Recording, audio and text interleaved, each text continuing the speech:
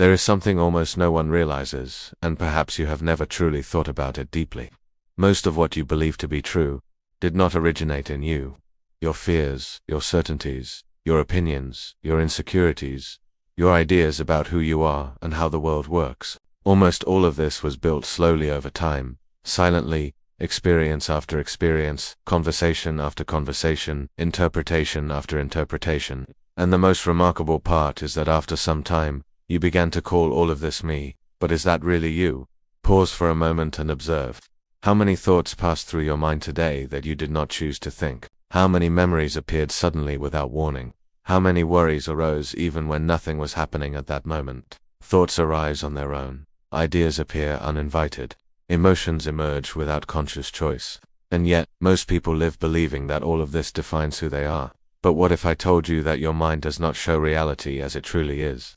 It shows a version of reality, a filtered version, interpreted and reconstructed from memories, beliefs, experiences, and expectations accumulated over a lifetime. This means the mind is not a perfect mirror of reality, it is an interpreter, and interpreters can be mistaken, not because they want to lie, but because they work with incomplete information. Since childhood, your mind began learning from experiences. Some were good, others were difficult, some brought joy, others brought fear, shame, insecurity, or pain, and each of those experiences left a mark, not only a memory, but an interpretation, a conclusion, a small story about what that moment meant. Perhaps at some point in childhood you felt rejected, and the mind concluded, I am not important.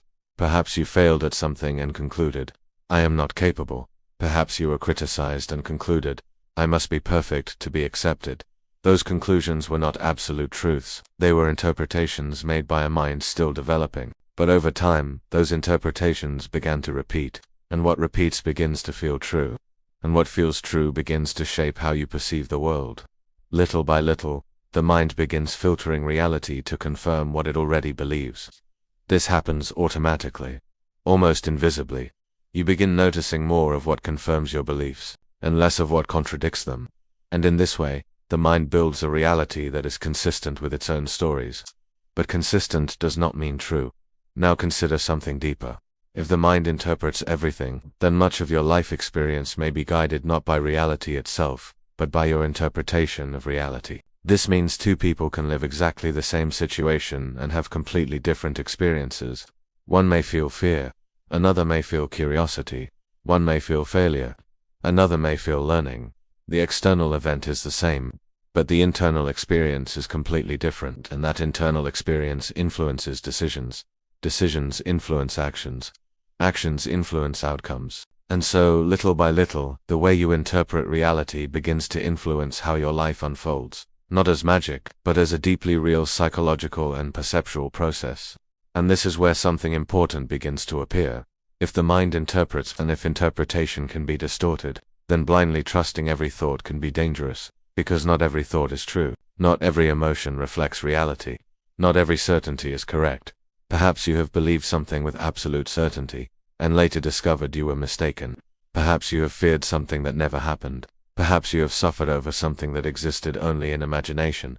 This happens because the mind was not designed to show truth. It was designed to protect you. And to protect, it prefers to exaggerate risks, predict danger, and create stories that keep you within the familiar. Even if the familiar is not comfortable. Even if the familiar limits your life. Even if the familiar prevents important change. Because to the mind, the unknown is always more threatening than the known. And that is why so many people feel trapped in repeating patterns. Patterns of thought, patterns of behavior, patterns of emotion, not because they want to repeat, but because the mind continues interpreting reality in the same way. And what is interpreted in the same way creates similar experiences again and again. In the next few minutes, you will begin to see something that few people ever see clearly. Something that may completely change how you see your thoughts, and perhaps after this, you will never automatically accept everything your mind says, and this is not negative. In fact, it is the beginning of a freedom that very few people ever experience. There is something most people never realize about their own mind, not because it is hidden, not because it is complicated, but because it feels so familiar, that no one questions it. The voice in your head, it speaks all the time, it comments, it judges, it predicts, it remembers, it compares. And after years of hearing it, you begin to assume something dangerous. You begin to assume that this voice is you, but what if it isn't? Pause for a moment and observe something very simple. If you can hear a thought, then who is the one listening? If a thought appears and disappears, who remains?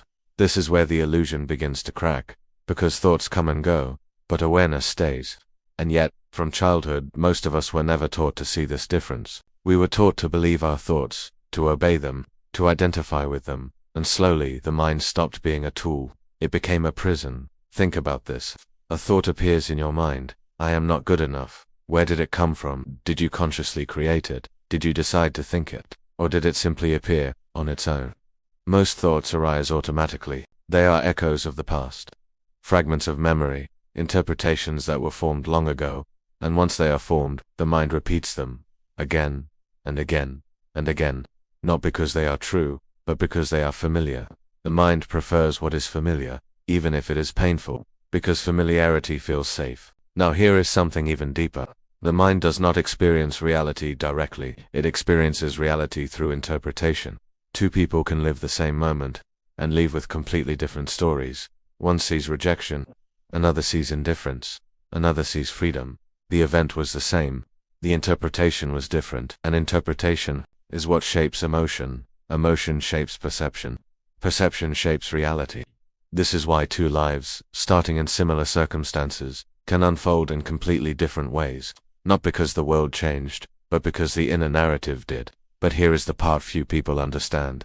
The mind does not only interpret the past, it also predicts the future, and it does this constantly. Your mind is always trying to guess what will happen next. It scans memories, it searches for patterns, it tries to protect you, but protection often becomes limitation. If the mind once experienced pain in a situation, it may label that situation as dangerous forever, even when the danger no longer exists.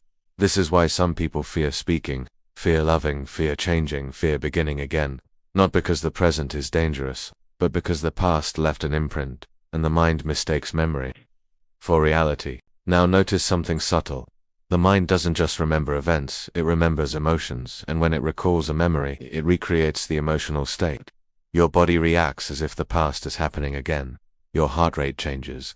Your breathing shifts. Your muscles tense. All because of a thought, not an event, a thought. This is how powerful the mind is, but this is also how misleading it can be, because the body cannot always distinguish between imagination and reality, and so, imagined fear feels real, imagined rejection feels real, imagined failure feels real, and slowly, imagined limitations become real limitations, not because they were true, but because they were believed. Here is a question most people never ask themselves. How many of the limits you feel today were never actually tested? How many things did you assume were impossible without ever truly trying? How many conclusions about yourself were formed in moments when you were too young to understand what was happening? A child who is ignored may conclude, I am not important. A child who is criticized may conclude, I am not capable. A child who feels different may conclude, I do not belong. These conclusions are not facts, they are interpretations, but the mind stores them as truth, and once stored, it begins to filter reality through them.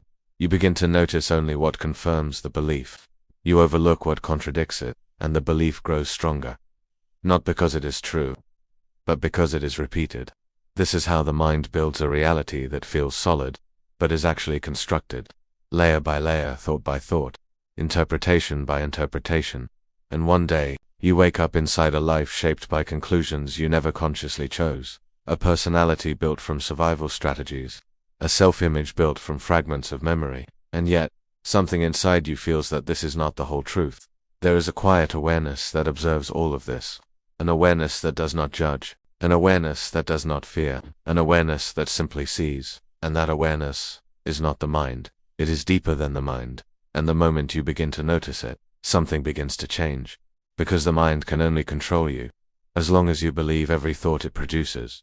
The moment you begin to observe, instead of automatically believing, a space appears, a small space, between you and your thoughts, and inside that space, freedom begins. But this realization brings another question. If the mind is not always telling the truth, then what is truth, and how can you see reality, without the distortions of fear, memory, and expectation? That is where the real transformation begins. And most people never reach this point, because they stop at the surface. But if you keep looking, if you keep observing, you begin to discover something extraordinary, something that changes the way you see yourself, and the way you see the world. And this is where we need to go next. There is something happening inside you right now. Something subtle, something quiet, and if you slow down, you can feel it. A small distance, a space, between you and your thoughts. For most of your life, that space did not exist. Or maybe, you just never noticed it. A thought appeared, and you believed it immediately, without question, without pause. I'm not ready, I'm not capable, this is too risky. And that was enough. The thought became truth. But now, something is changing. You are beginning to see that thoughts are not commands. They are events. They arise. They stay for a moment, and then, they fade. Just like clouds moving across the sky. And yet for years, you treated them as identity. Pause for a moment. If a thought can disappear, how can it define you? If a belief can change, how can it be your essence? If an emotion can pass, how can it be your core? There is something deeper here, something that existed before your first memory, before your first fear, before your first conclusion about yourself. Awareness, pure awareness. It was there when you were a child. It was there when you felt rejected. It was there when you felt proud. It was there when you felt lost. And it is here now, unchanged. Thoughts changed, emotions changed, your body changed, your personality evolved, but awareness remained. So why did you confuse one for the other? Because the mind is loud, and awareness is silent. The mind speaks in sentences. Awareness does not speak at all. The mind argues, justifies, explains, predicts. Awareness simply sees. And in a world that values noise, you learn to trust the loudest voice, not the quietest truth. Now consider something powerful. The mind builds identity through repetition. If it repeats a thought often enough, you begin to believe it is you. I'm shy, I'm anxious, I'm not disciplined, I'm not good with money. But notice something carefully. All of those statements begin with I am, two simple words, but incredibly powerful. Whatever follows them begins to shape perception. If you repeat I am not enough long enough, your mind will search for evidence, and it will find it. Not because it is true, but because it is looking. This is how perception bends. This is how reality becomes filtered. This is how identity becomes reinforced. But now you are seeing something different. The thought I am not enough is just a thought. It is not a law. It is not a fixed identity. It is not destiny. It is a sentence, constructed in language. And language is limited. Awareness is not. Pause again. Without your thoughts, who are you? Without your past story, who are you? Without the labels, who are you? This question unsettles the mind, because the mind survives through definition, through structure, through narrative. When the narrative is questioned, the mind feels unstable, and that is why change feels uncomfortable. Not because it is wrong, but because identity feels threatened. Now let's go deeper.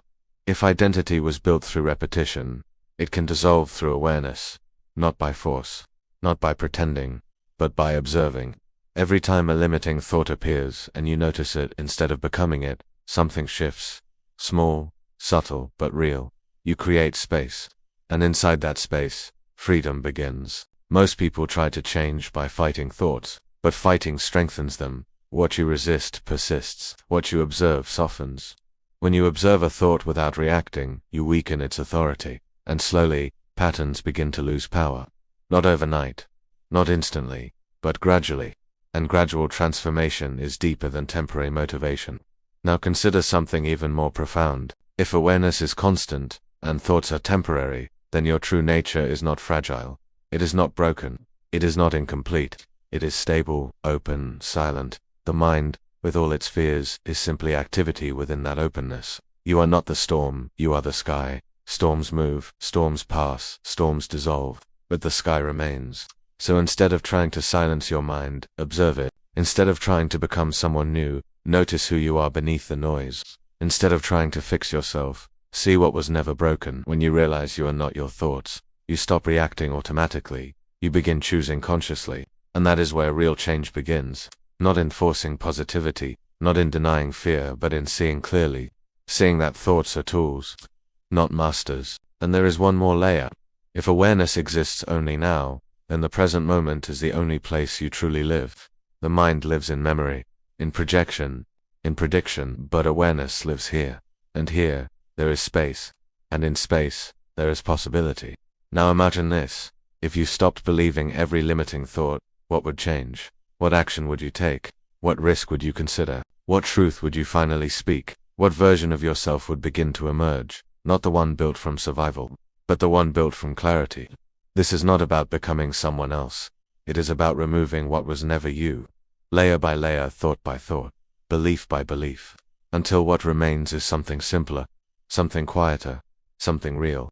And now a deeper question emerges. If you are awareness, and not the mind, what is the true role of the mind? Is it an enemy, a protector, a tool? Because understanding this changes everything. And that is where we are going next. So now we return to the question. If you are awareness, and not the mind, then what is the mind? Is it your enemy? Or is it something else entirely?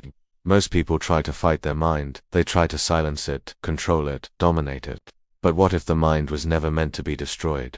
What if it was misunderstood? Think about this carefully. The mind was built for survival. It scans for danger. It anticipates problems. It predicts outcomes. It analyzes risks. That is not weakness. That is intelligence. But survival intelligence is not the same as conscious intelligence. Survival asks, how do I avoid pain?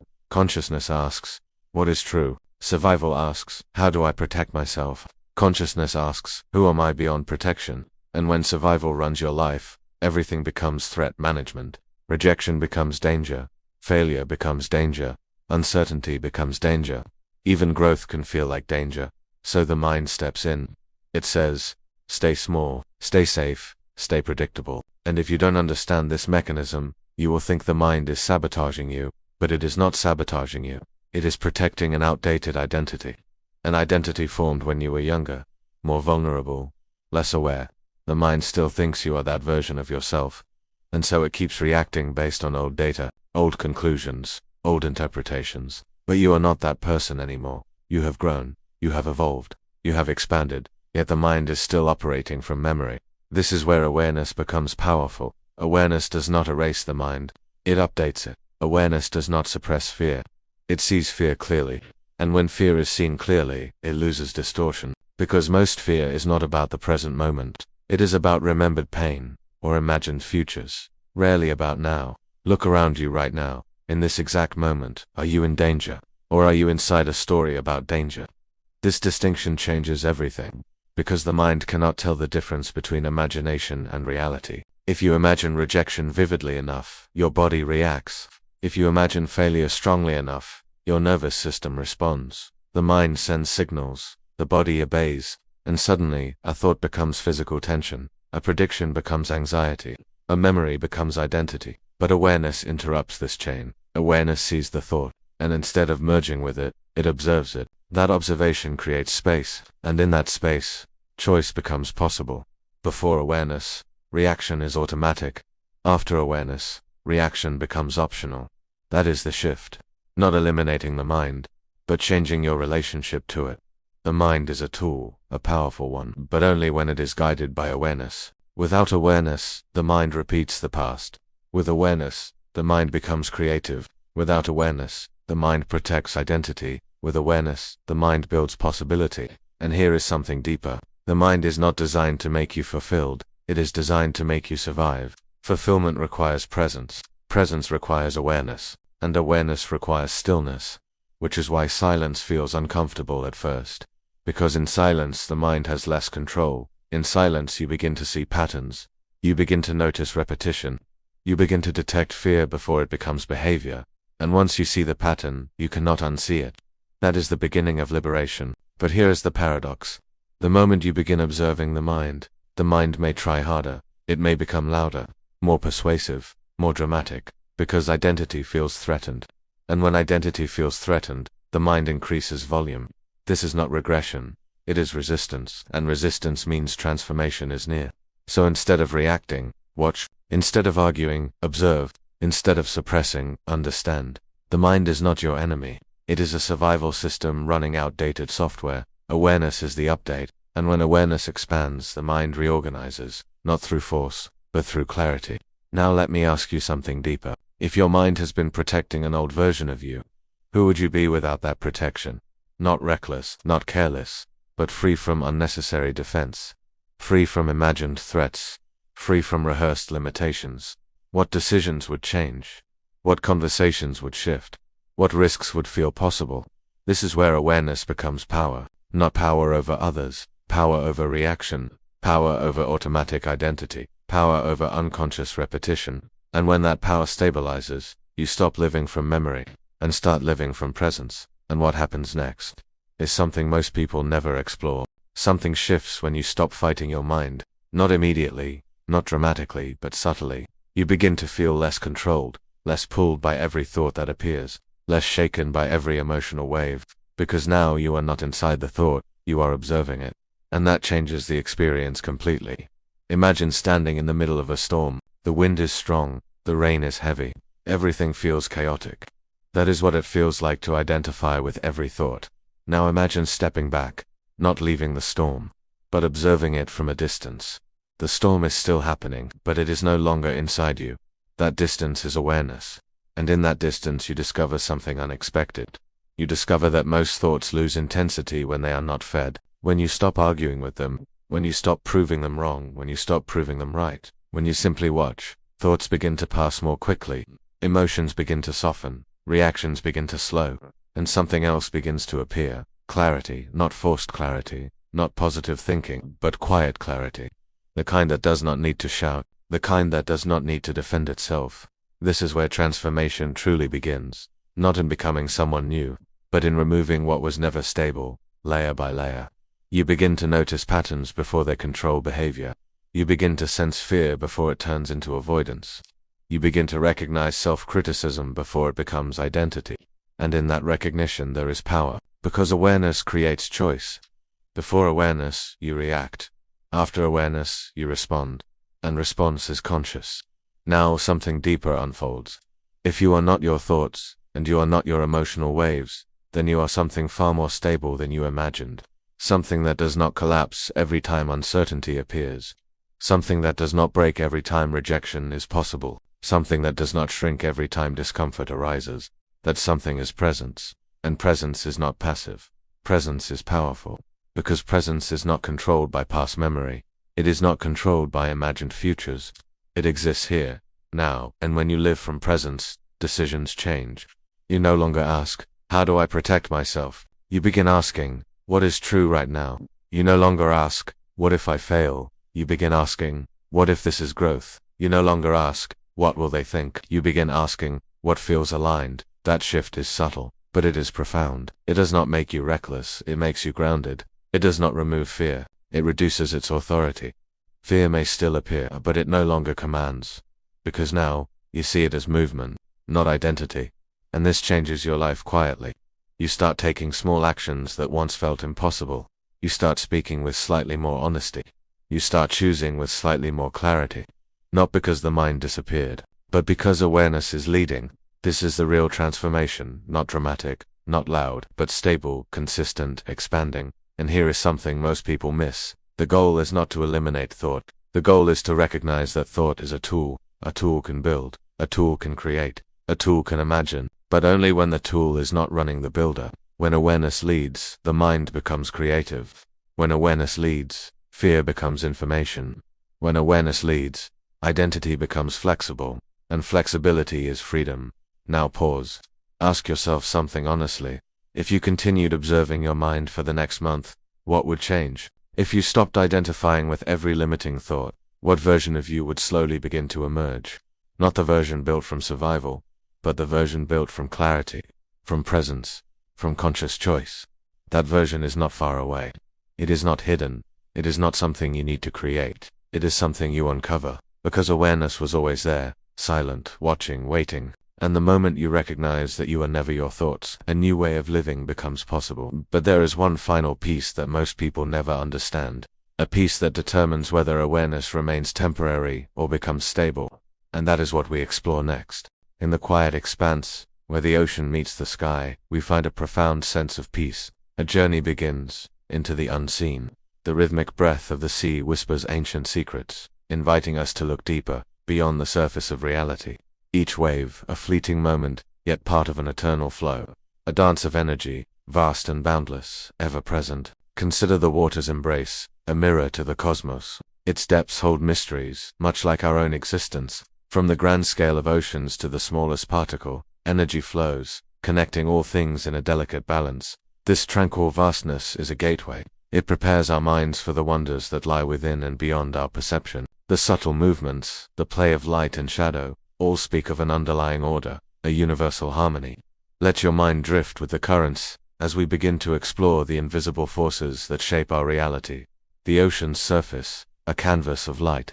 Each ripple, a testament to the dynamic energy that surrounds us. From the macroscopic beauty of the sea, we now journey inward, to the quantum realm, the fabric of existence.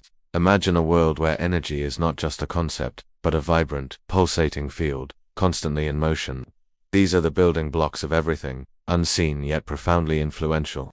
The universe's silent symphony. Particles dance in an intricate ballet, their movements dictating the very nature of reality around us. From the quantum foam, structures emerge. The universe unfolds, layered by intricate layer, in pure energy. Cosmic dust, the stardust from which we are made, drifts through the void, carrying the seeds of creation. Nebulae, vast nurseries of stars, glow with unimaginable power, painting the cosmos with vibrant hues. Each star, a sun, each galaxy, a universe unto itself, a testament to the infinite possibilities of existence.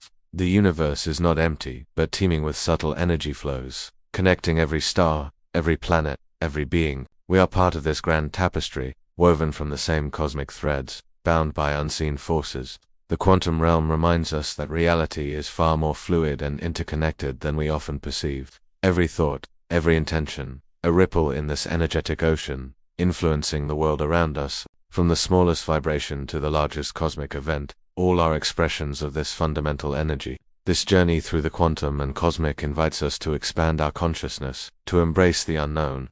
We are not separate observers, but active participants in the unfolding drama of the universe, creators of our reality. The universe is a symphony of vibrations, a dance of light and shadow, constantly evolving, constantly becoming.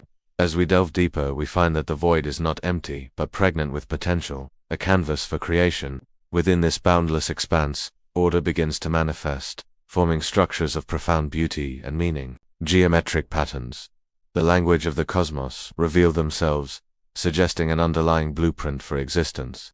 These forms are not static, but fluid, constantly shifting, reflecting the dynamic nature of the universe. A meditative journey through these abstract spaces, where chaos and order intertwine, creating harmony. Soft light sources pulse and shift subtly, symbolizing moments of awareness, flashes of insight, awakening. Each pulse, a breath of the universe, reminding us of the living, conscious energy that permeates all. We are invited to witness the birth of form from formlessness, the emergence of structure from pure potential. This is the dance of creation, an eternal process of becoming, reflected in every aspect of our existence. The journey through these abstract realms deepens our understanding of the universe's intricate design. It is a reminder that even in vast emptiness, there is profound structure, profound meaning, profound beauty. As we return from the depths of space, we carry with us a renewed sense of wonder and connection. The cosmic journey culminates, bringing us back to the familiar, yet now seen with new eyes, new understanding. The ocean, once a symbol of vastness, now reflects the infinite possibilities of the quantum universe. The light dancing on the water, a reminder of the subtle energy that connects all things, seen and unseen. A sunset over the calm sea, painting the sky with hues that echo the nebulae we've explored. A cosmic embrace, the horizon a line between worlds, where the earthly meets the ethereal, where our journey finds its peace. A final shot that combines elements of ocean, light, and a hint of cosmic vastness, leaving us with expansive thought.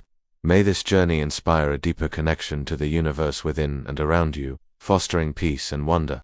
Embrace the tranquility, the interconnectedness, and the infinite potential that resides in every moment. The journey continues, not in space, but within. Discover the universe that resides within your own being. Now we arrive at the most important question. If you are awareness, what will you choose to create from it? Because awareness without direction becomes passive, but awareness with intention becomes creative. This is where most teachings stop. They tell you to observe, to detach, to witness, and that is essential. But observation is only the beginning.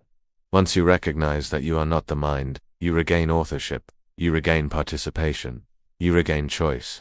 And choice is where power lives. Not power over others, not control over circumstances, but power over alignment. You begin choosing thoughts more carefully, not by suppressing the negative, but by selecting the meaningful. You begin choosing actions more consciously, not by forcing bravery, but by acting from clarity. You begin choosing responses more wisely, not by pretending calm, but by grounding in presence. This is how identity shifts, quietly, gradually, stably. The old patterns lose authority, new patterns form, and one day you notice something subtle. You react less, you overthink less, you fear less, not because life changed, but because you did. And when you change internally, your external life reorganizes naturally, not magically, but logically. Because behavior shifts, decisions shift, boundaries shift, standards shift. And when standards shift, life follows. This is the silent revolution. Not loud, not dramatic, but irreversible. You cannot unsee awareness once it stabilizes. You cannot unknow presence once you experience it. You cannot fully return to unconscious repetition once you recognize the pattern, and that is the point. This channel is not about controlling reality, it is about understanding participation. It is not about forcing outcomes, it is about stabilizing awareness, because when awareness stabilizes, life expands. Now pause for a moment, take one breath, and ask yourself honestly, what thought have I been believing that no longer represents who I am? Just one. You do not need to fix it, just recognize it. Recognition is the first break in repetition. If something in this reflection resonated with you, write one word in the comments. Just one word. Awareness, or clarity, or presence. Choose the word that feels aligned. Let that word be your anchor.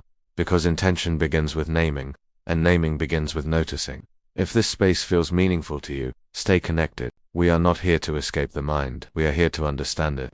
And in the next reflection, we will explore something deeper, how belief shapes perception before reality even forms. Gratitude for being here, much light on your path.